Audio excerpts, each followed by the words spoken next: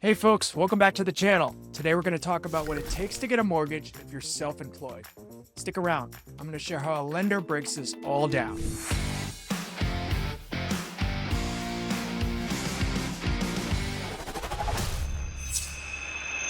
So you're self-employed, huh?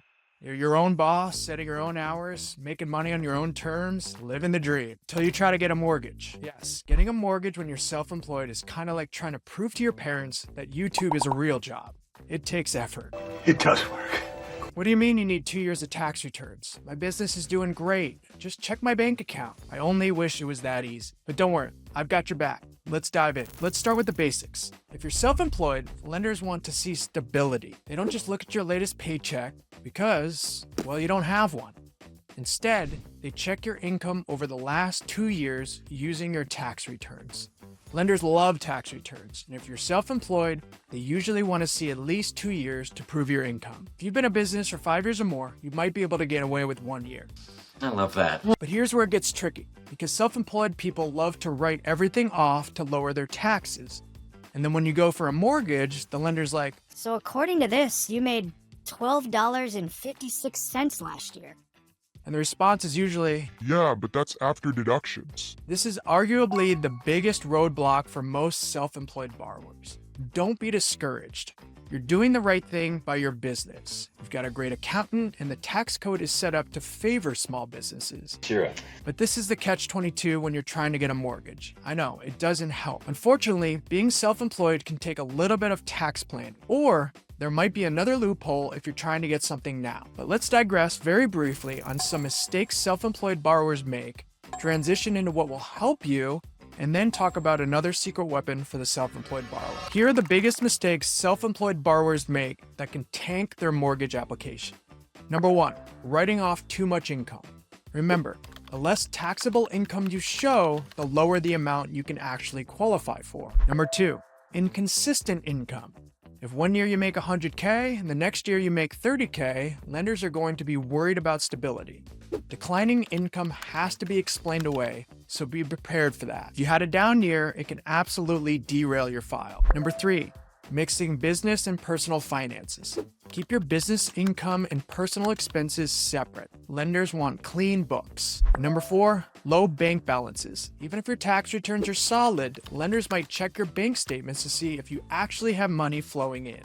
A negative balance is a big red flag. Now that we know what not to do, let's talk about how you can actually set yourself up to qualify for a mortgage as a self-employed borrower. Number 1, plan a year or two in advance. If you know you're buying a house soon, don't go overboard on deductions for at least a year. Of course, sometimes you don't have that luxury and we have to work with what we have. I get it. Number 2, work with a lender early.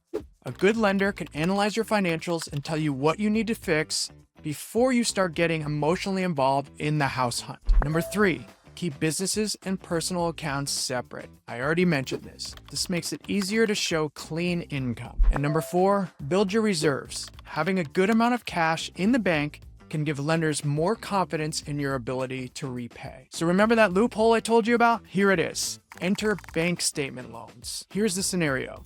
What if your tax returns make you look broke, but your bank account tells a different story? Instead of tax returns, the bank statement loan, they use 12 to 24 months of bank statements to calculate your income. This can be a game changer for business owners, freelancers, or anyone who doesn't get a W-2. But there's a quick side note. Different investors or lenders have different guidelines for this.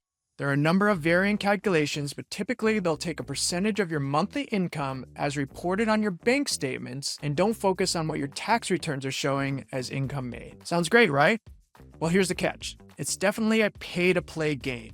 These loans typically require a higher down payment and come with slightly higher interest rates. If it helps you get into a home, it's very much worth considering. If you're thinking your tax returns might actually offer you a fighting chance, here's the simplest way to look at your own returns and break it down for yourself. Take your net profit for the last 2 years, add them together, and then divide by 24 months. This will give you a baseline monthly amount. A more advanced version is we can add certain items back into the mix. Typically, the largest is depreciation. There are a few others to add and a couple others to subtract, but let's leave it to the pros for that. For speculation purposes, this will give you a general idea. And of course, this assumes the business income has been on a steady climb or at least stable, no declines. So the key takeaway, Consistency is king. If your income is all over the place, be ready to explain it, and maybe wait for 2 strong years before even applying. Of course, there's a lot to unpack here, but this video is meant to be quick and educational. If you're considering a mortgage and you're self-employed, I'd love to break it all down for you one-on-one. Being self-employed doesn't mean you can't get a mortgage. It just means that we have to be a little bit more strategic. So there you have it.